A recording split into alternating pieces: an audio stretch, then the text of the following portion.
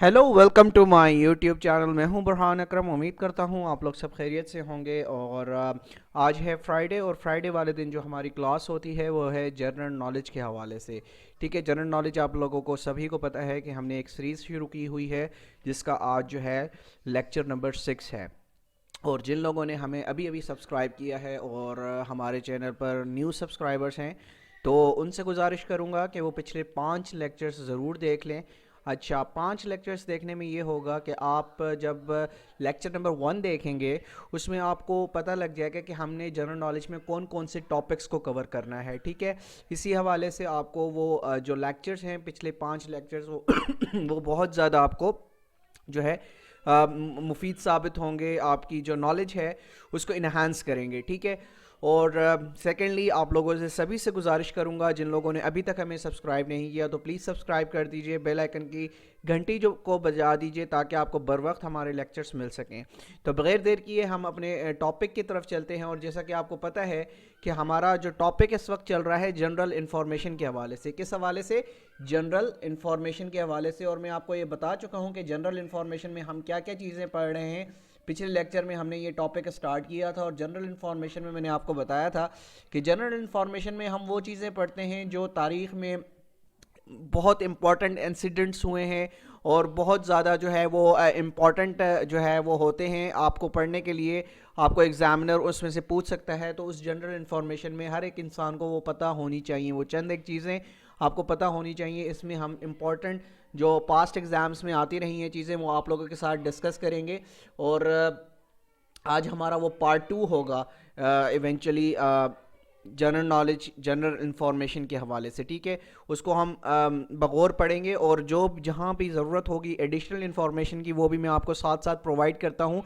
उसकी सबसे बड़ी वजह यह है कि उस एडिशनल इन्फॉर्मेशन को पढ़ने के साथ साथ आपको 4 से 5 एडिशनल एमसीक्यूज़ जो है वहाँ से तैयार हो सकते हैं। ठीक है, तो चलते हैं। हमारा आज यहाँ से लेक्चर स्टार्ट है। The first martial law was imposed bye general Iskander Mirza on 7 अक्टूबर 1958।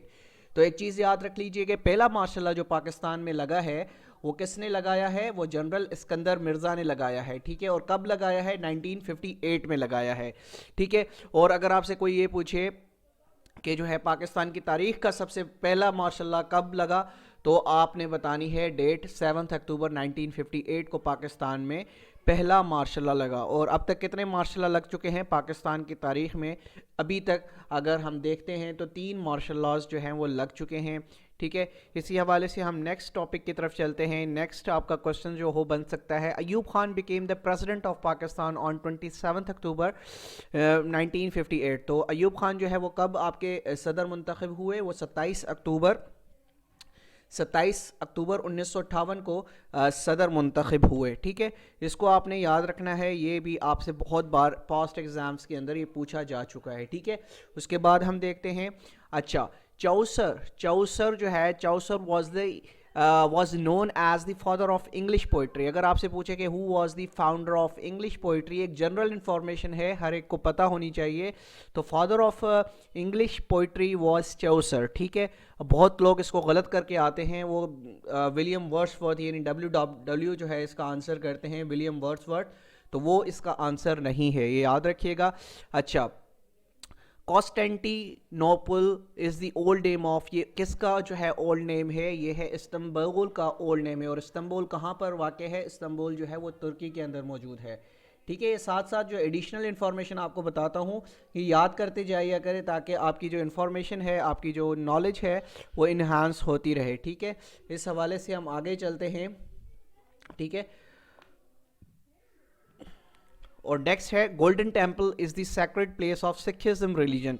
अब सिखिज़्म रिलीजन का जो गोल्डन टेम्पल है वो किस रिलीजन से जो है वो इंटरलिंक्ड करता है? वो सिखिज़्म से रिलेटेड है, सिखिज़्म रिलीजन से वो चीज़ रिलेटेड है। ठीक है, इसके बाद हम देखते हैं कि हम क्या डिस्कस कर रहे हैं। Shah Waliullah was born in 1703। बहुत बार ये क्वेश्चन पूछा जाता है पाकिस्तान स्टडीज़ के हवाले से भी। तो शाह वलीउल्लाह जो है 1703 में पैदा हुए हैं। और इसके हवाले से एडिशनल इन्फॉर्मेशन आपको बताता चलूँ شاہ Wali Ullah Muhaddith Dehlavi was born on 21 February 1703 at Delhi. اگر پوچھا جائے کہ وہ کہاں پیدا ہوئے تو دہلی میں پیدا ہوئے.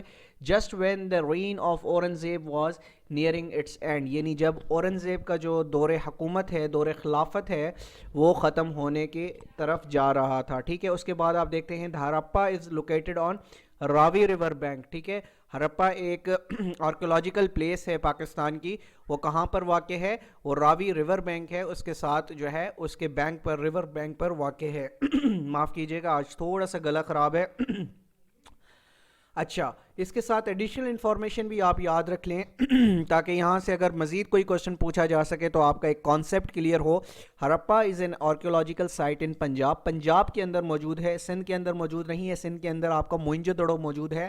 ٹھیک ہے, Pakistan about 24 kilometre west of Sahiwal, یعنی ڈسٹرکٹ ساہیوال کے قریب جو ہے یہ جگہ پائی جاتی ہے ہرپا. The site takes its name from a modern village located near the former course of Ravi River which now runs 8 km from the north. تو ساہیوال کے یہ قریب جو ہے یہ آپ کا ہرپا جو آرکیولوجیکل پلیس ہے موجود ہے اور پنجاب میں واقع ہے. ٹھیک ہے, اس کے ساتھ ساتھ آپ دیکھتے ہیں نیکسٹ کوشچن آپ کے سامنے آتا ہے. The local body government system was introduced in Pakistan on 14 August 2021. تو لوکل باڈی کا جو سسٹم ہے پاکستان میں وہ کب لانچ ہوا ہے؟ وہ 14 اگست 2001 کو لانچ ہوا تھا. ٹھیک ہے, یہ یاد رکھ لیجئے, او ٹی ایس کے ایگزامز میں یا فیڈرل پبلک سروس کے ایگزام میں یہ کوشچن پوچھا جاتا ہے. یہاں سے پرٹیکولر آپ سے تاریخ پوچھی جاتی ہے, تو یہ آپ کو پتہ ہونی چاہیے. اسی حوالے سے ایڈیشنل انفارمیشن بھی دیکھ لیں. A new local government system was implemented on August 14, 2001 after each of the 4 provinces passed the local government ordinance 2001. اب یہ کس کے دور میں ہوا تھا؟ ایک اور کوشچن یہاں سے ارائز ہو سکتا ہے کہ کس کی دور حکومت تھی اس وقت, کون جو ہے پاکستان کا صدر تھا اس وقت؟ جنرل پرویز مشرف جو ہے وہ پاکستان کا صدر تھا. ٹھیک ہے, تو دور حکومت بھی آپ سے پوچھا جا سکتا ہے کہ لوکل باڈی سسٹم جو ہے جب انٹروڈیوسڈ ہوا پاکستان میں اس وقت کس کی حکومت تھی. ٹھیک ہے, یہ آپ نے نہیں بھولنا. اس کے علاوہ ہم آگے چلتے ہیں. Mast Tawakli was the famous poet of Balochi language. Mast Tawakli جو ہے وہ بلوچی لینگویج کے کیا تھے؟ پوئٹ تھے. ٹھیک ہے, بہت لوگ اس کو یعنی پشتو کا جو ہے وہ ٹیک کر کے آتے ہیں, جو کہ غلط ہے. Mast Tawakli was the famous poet of Balochi language. ٹھیک ہے, اس کے بعد Fidel Castro was the president of Cuba.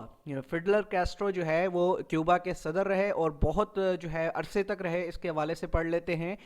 Feudal Alejandro Castro Ruz was a Cuban revolutionary lawyer politician who was the leader of Cuba from 1959 to 2008. تو یہ بہت لمبے عرصے تک جو ہے کیوبا کے پریزیڈنٹ رہے ہیں. ٹھیک ہے, اس کو آپ نے نہیں بھولنا.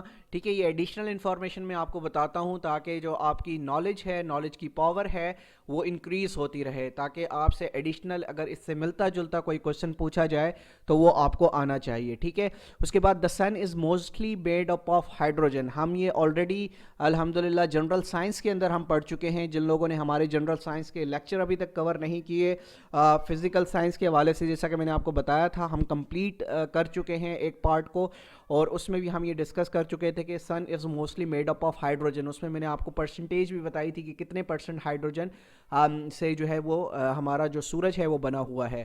اچھا, Nanga Parbat is also known as the killer mountain.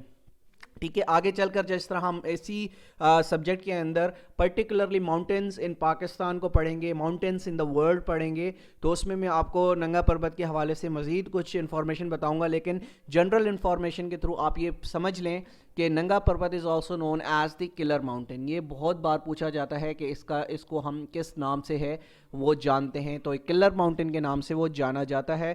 اس کے بعد اب یہ ایڈیشنل انفارمیشن میں آپ کو بتا رہا ہوں. ننگا پربت نون locally as Dyamar is the 9th highest mountain on earth. یعنی پوری دنیا میں یہ 9واں سب سے بڑا جو ہے یہ ماؤنٹین ہے پوری دنیا کے اندر. 9ویں نمبر پر یہ آتا ہے, 9th largest یعنی 9th largest mountain in the world. ٹھیک ہے, its summit at 8126 meter above sea level.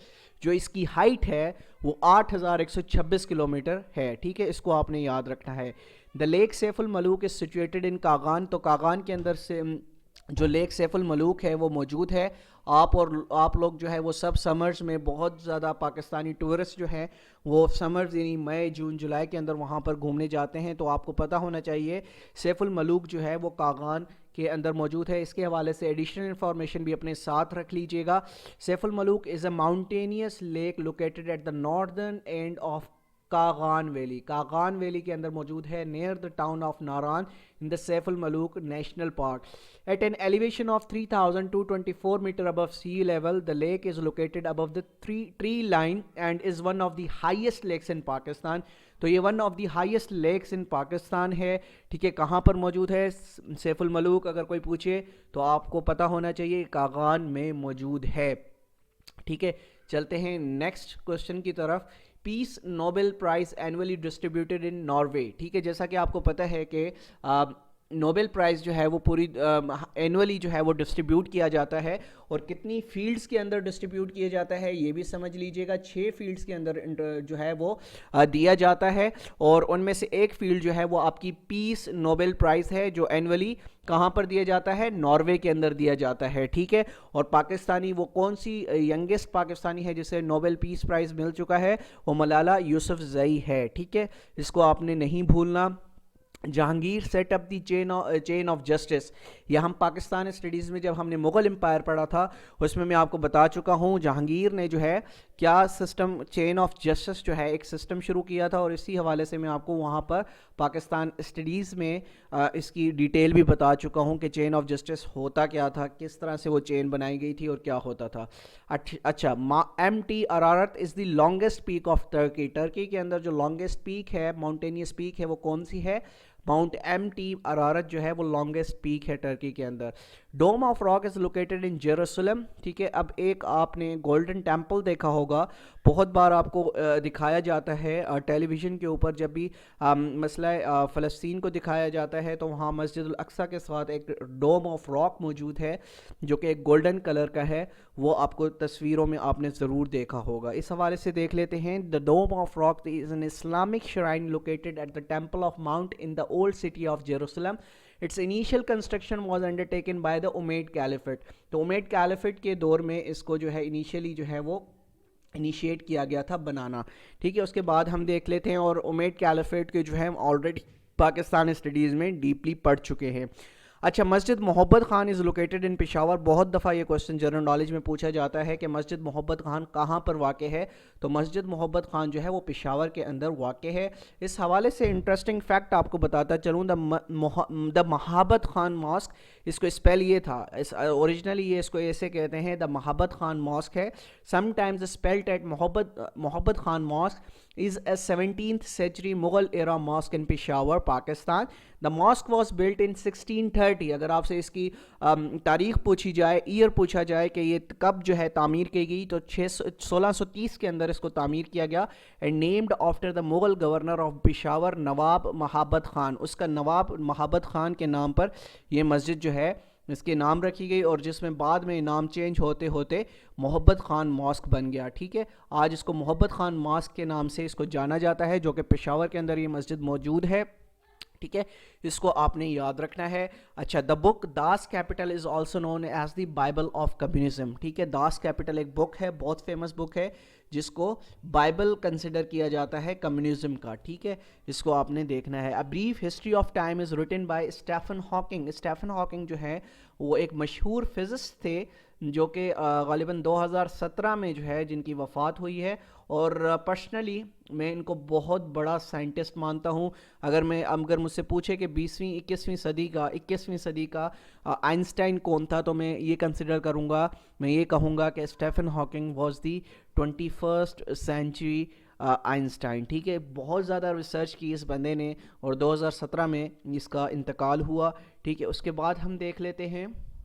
The golden get is located in San Francisco. Golden gate اب کیا ہے, آپ یہ سمجھ رہے ہوں گے کہ گیٹ ہوگا کوئی. اب اس کے حوالے سے ایڈیشنل انفارمیشن جب آپ کو بتاؤں گا تو آپ کو پتہ چلے گا. تو یہ یاد رکھ لیجئے, Golden get is located in San Francisco. ٹھیک ہے, سین فرانسسکو کہاں پر موجود ہے؟ یہ USA کے اندر موجود ہے. ٹھیک ہے, تو یہ چیزیں ایڈیشنل انفارمیشن آپ کے لیے بہت کام آئے گی آگے چل کر, اور اس کو محفوظ کر لیا کریں. ٹھیک ہے. اس کے بعد اب یہ پڑھ لیتے ہیں کہ گولڈن گیٹ ہے کیا. The golden gate bridge is a suspension bridge spanning the Golden Gate, the 1 mile wide strait connecting San Francisco Bay to the Pacific Ocean. یہ گیٹ ہے, ایک برج ہے جو ایک سین فرانسسکو کو جو ہے پیسیفک اوشن سے ملاتا ہے. ٹھیک ہے. اس کے بعد ہم دیکھ لیتے ہیں the French revolution begin in the year 1789. تو فرینچ ریولوشن جو ہے وہ 1789 میں شروع ہوا, جو کہ غالباً 1799 تک جو ہے وہ جاری رہا. اس کے حوالے سے ایڈیشنل انفارمیشن بھی آپ کو پڑھا دیتا ہوں. The French Revolution was a period of radical political and societal change in France that began with the States General of 1789 and ended with the formation of. اب کس چیز کی فارمیشن ہوئی تھی جس سے یہ اینڈ ہوا, یہ ریولوشن اینڈ ہوا with the formation of French consulate in November 1799. جب فرینچ کانسولیٹ بنایا گیا تب یہ فرینچ ریولوشن جو ہے اینڈ ہوا 1799 کے اندر. اس کے بعد the charter of United nations consist of 111 articles. اب جیسا کہ پتہ ہے آپ کو یونائٹڈ نیشنز کب بنائی گئی. یونائٹڈ نیشنز جو ہے, اگر میں آپ کو ایڈیشنل انفارمیشن بھی یہاں پر شیئر کرتا چلوں تو یونائٹڈ نیشنز جو ہے وہ 1945 کو بنائی گئی.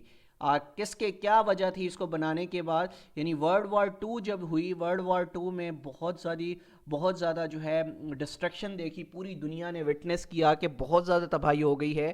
تو اس کے بعد پوری دنیا کے ممالک نے یہ سوچا کہ ہمیں ایک ایسی آرگنائزیشن جو ہے وہ بنانی چاہیے جس سے جو ہے آنے والی اس طرح کی جو جنگیں ہیں, وارز ہیں, اس کو روکا جا سکے. تو اسی اثنا میں 1945 کے اندر یہ آرگنائزیشن بنائی گئی. ٹھیک ہے. اب یہاں پر مین پوچھا گیا ہے charter of United nations consist of how many articles.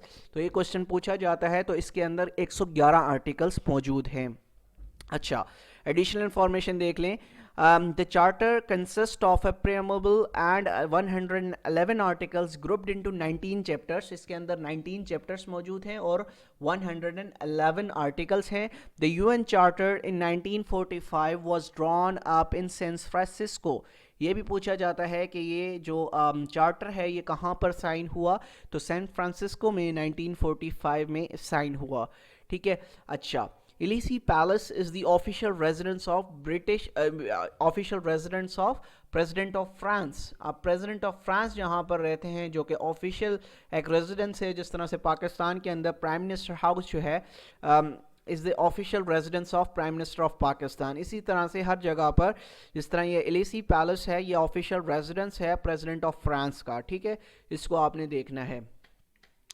آگے چلتے ہیں جنرل انفارمیشن کے میں اگین پڑھتے ہیں. 10 Downing Street is located in United kingdom.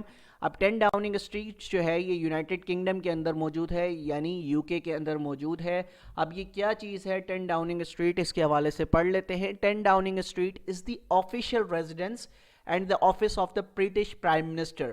British prime minister کی آفیشیل رہنے کی جو جگہ ہے یا آفس ہے اس کو 10 ڈاؤننگ اسٹریٹ کہا جاتا ہے. اور اس وقت اگر میں آپ سے پوچھوں کہ برٹش پرائم منسٹر کون ہیں, تو بورس جانسن جو ہے اس وقت برٹن کے کیا ہیں, پرائم منسٹر ہیں.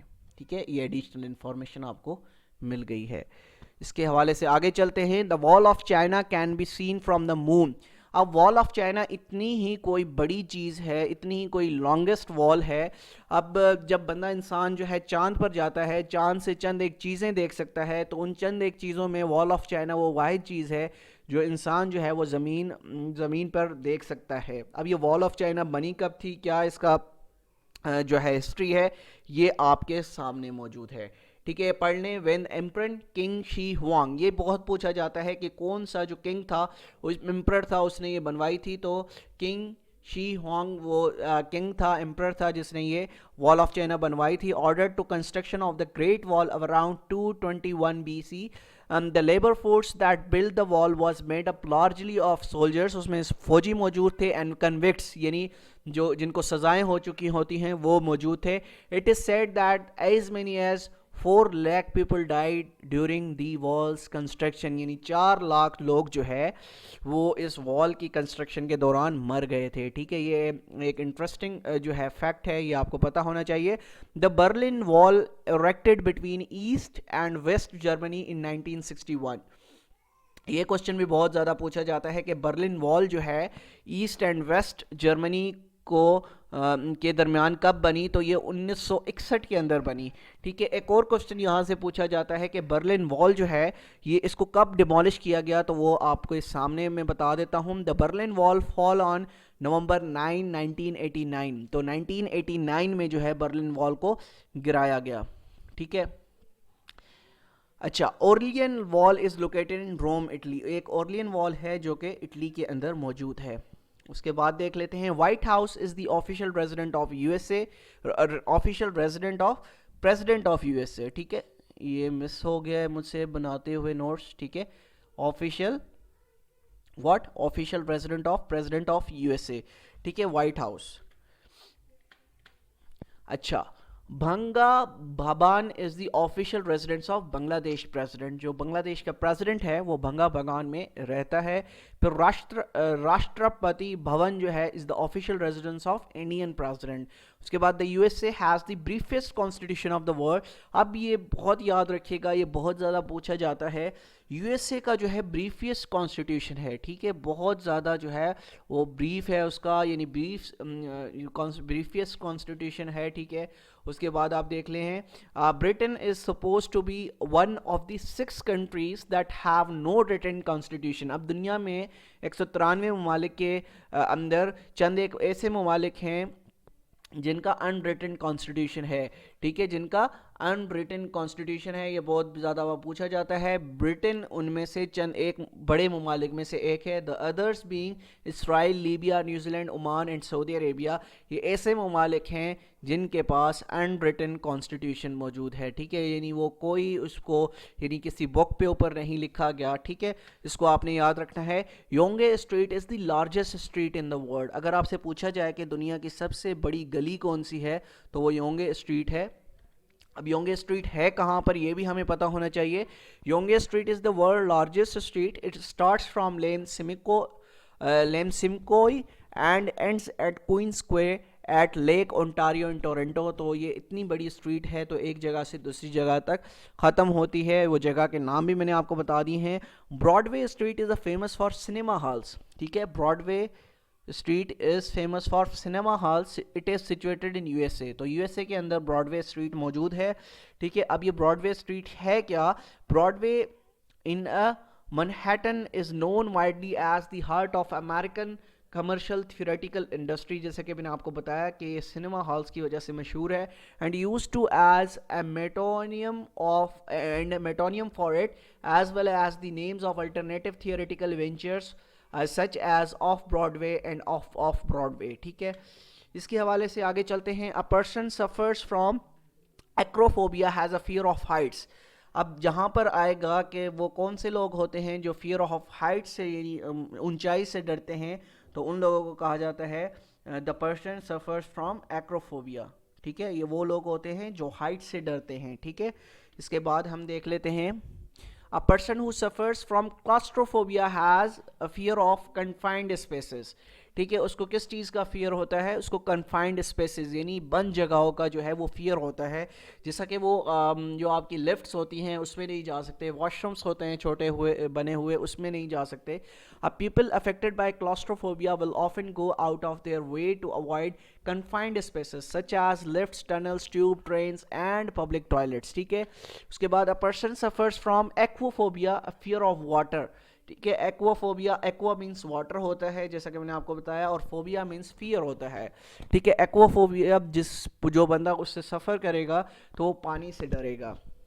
अब देखें, एक्वाफोबिया और a fear of water is a fairly common phobia like all phobias. It may very dramatically in severity from person to person. Some people are only afraid of deep water.